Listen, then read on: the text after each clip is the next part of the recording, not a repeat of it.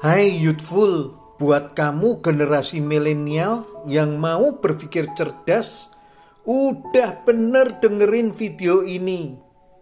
Maaf, buat kamu yang kerohanian, yang alergi terhadap kata sukses, skip aja ya. Video ini saya kasih judul Sukses Tidak Dosa.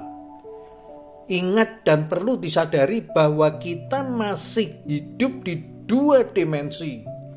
Yang saya maksud hidup di dua dimensi, yang pertama yaitu hidup di alam natural atau alam jasmaniah.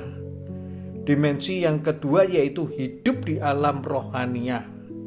Kali ini saya mau sampaikan hal-hal kehidupan yang di alam jasmaniah. Di zaman digital ini kita harus hidup berpikir dengan cerdas, yaitu tidak hanya berpikir seperti orang dahulu katakan.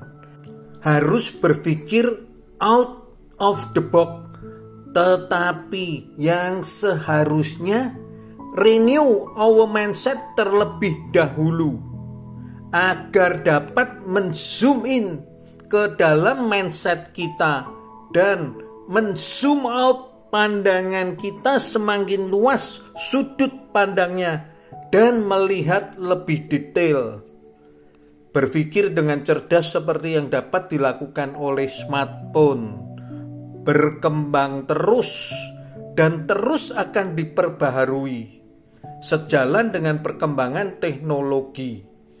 Ikuti zaman. Kalau tidak, kamu akan digilas oleh perubahan zaman itu sendiri. Contoh, seperti yang sudah kita ketahui bersama, Nokia kurang apanya? Sudah sangat merajai dunia handphone.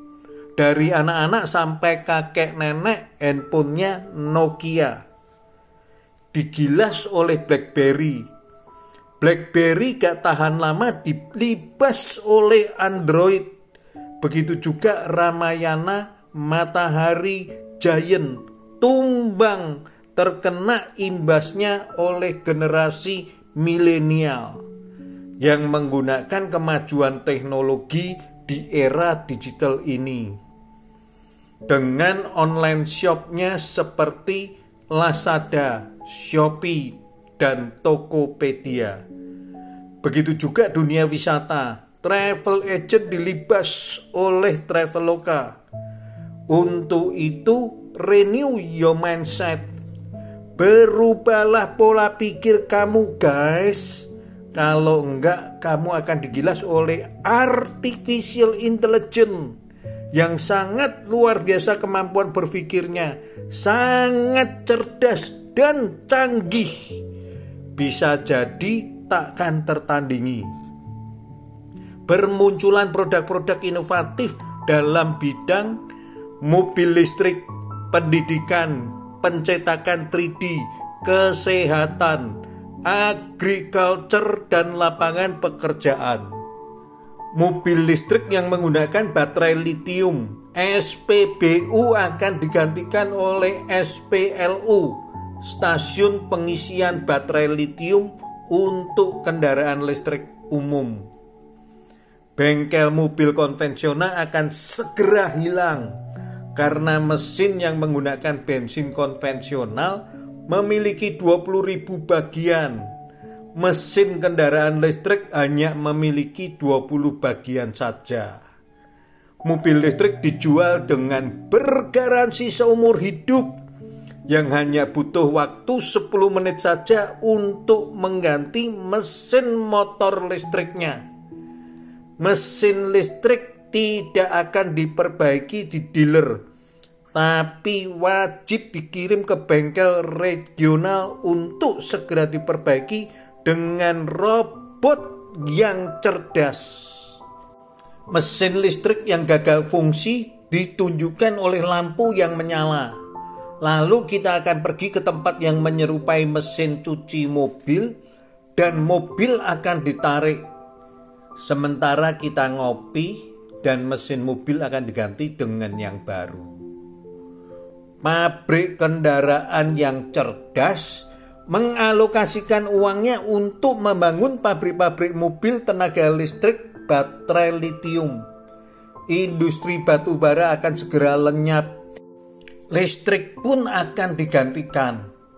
Rumah-rumah akan menghasilkan dan menyimpan energi listrik baterai litium di siang hari. Perubahan lebih cepat daripada apa yang kita perkirakan. Siapa yang mengira Kodak akan bangkrut? Apa yang terjadi pada Kodak dan Polaroid akan terus terjadi di kebanyakan industri. Kamera digital, barang yang semula mengecewakan, menjadi super dan menjadi mainstream dalam waktu singkat karena kemajuan teknologi. Software akan tetap terus mengacak-acak banyak industri tradisional. Grab dan Gojek hanya piranti software. Mereka tidak memiliki aset motor dan mobil. Tapi sekarang mereka adalah perusahaan taksi terbesar di dunia. Perusahaan taksi konvensional tidak mengira hal itu akan terjadi. Airbnb sekarang adalah perusahaan hotel terbesar di dunia.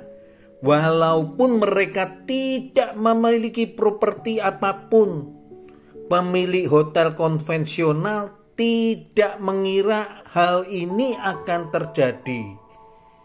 Kita bisa memperoleh nasihat hukum dalam hitungan detik untuk hal-hal dasar dengan artificial intelligence. Kanker terdiagnosa 4 kali lebih akurat dibandingkan dokter manusia.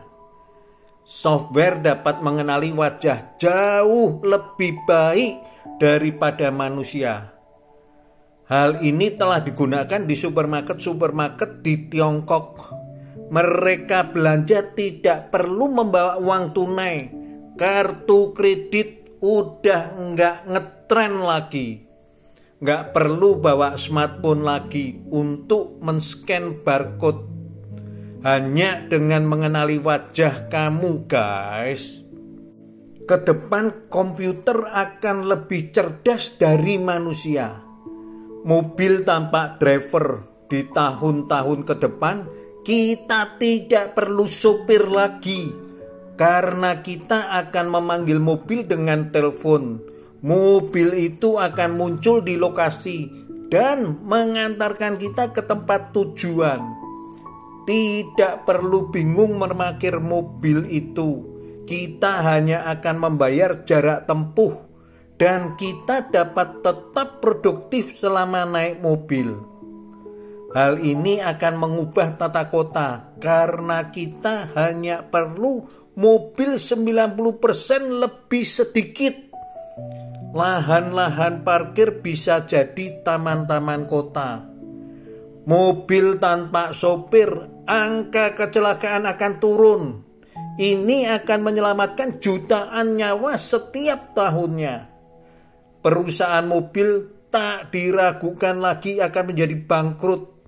Perusahaan mobil tradisional hanya mencoba pendekatan evolusioner dan hanya berusaha membuat mobil yang lebih baik dan melakukan pendekatan revolusioner dan membangun komputer di atas roda.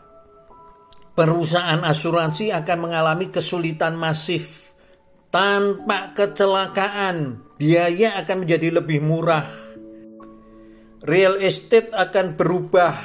Jika orang bisa bekerja pulang pergi, mereka akan tinggal di tempat yang jauh untuk hidup di lingkungan yang lebih terjangkau dan lebih menyenangkan. Mobil listrik akan segera menjadi mainstream pada tahun 2030-an. Kota menjadi tidak berisik karena semua mobil baru akan menggunakan tenaga listrik baterai litium. Kota juga akan memiliki udara yang lebih bersih. Listrik akan menjadi sangat murah, lingkungan bersih dan lebih sehat. Teknologi tidak akan bisa dibendung. TV dan koran akan mati dengan sendirinya. Siapa sekarang yang baca koran? Siapa sekarang yang nonton TV? Hanya sebagian kecil orang-orang usia di atas 50 tahun. Generasi milenial akan beralih ke YouTube. Layanan perbankan dan tiketing sudah swamandiri. Tidak perlu customer service dan teller. Akan ada jutaan profesi pekerjaan yang hilang 20-20 tahun ke depan. Sudah siapkah kita? Hai generasi milenial, kamu yang akan menguasai zaman digital ini. Banyak perusahaan akan membuat perangkat medical yang disebut recorder, seperti dalam film Star Trek, yang bekerja dengan smartphone kita, yang akan memindai retina kita, sampel darah kita, dan nafas kita.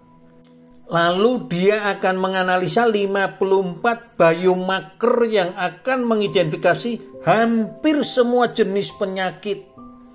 Saat ini sudah terdapat lusinan aplikasi smartphone untuk tujuan kesehatan. Di zaman digital jangan berpikir seperti di zaman manusia purba. Di zaman digital akan didominasi oleh generasi milenial. Tuhan menciptakan manusia kreatif. Silahkan gunakan free will Anda. Jesus Christ love you.